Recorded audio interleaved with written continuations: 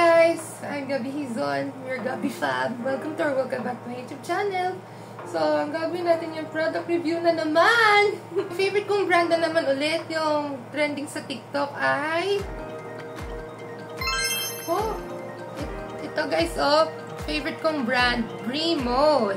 Moroccan Argan Oil Intense Moisturizing Treatment. Excellent on recovering hair, strength, and elasticity. Na-order ko to sa TikTok shop for only 105 pesos ito. So, napanood ko to sa TikTok. Hindi pa ako nagsubukan ito, guys. So, ito yung direction na basa. Suitable for dry, frizzy, and damaged hair.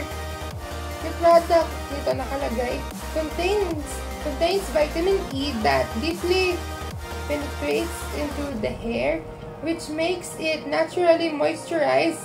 It makes hair softer, silkier, and shinier. This is the ideal hair conditioner that can even treat split ends and tame frizzy hair. It solves different kinds of hair problems like dryness, brittleness, dullness, frizzy hair, and split ends. So, ito siya. So, ito yan. Nagsastock ito. So, pwede mo siya tanggalin ito. Hindi ko lang natawag ito. Comment down below.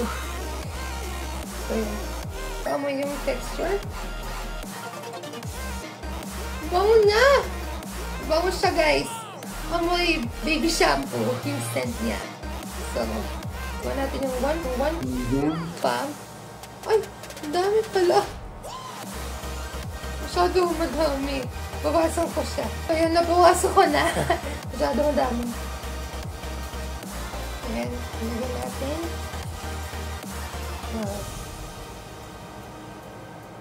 Ilagay natin.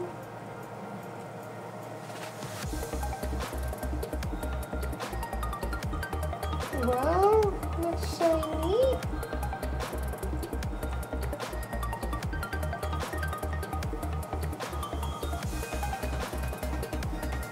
Saka sa likod din.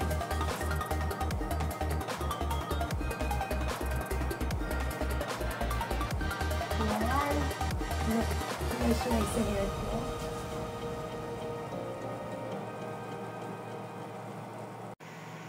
So, ito na guys. Oh, ang ganda. Mukha ko nagpa-ribbon. Yan, oh. Lambo talaga siya.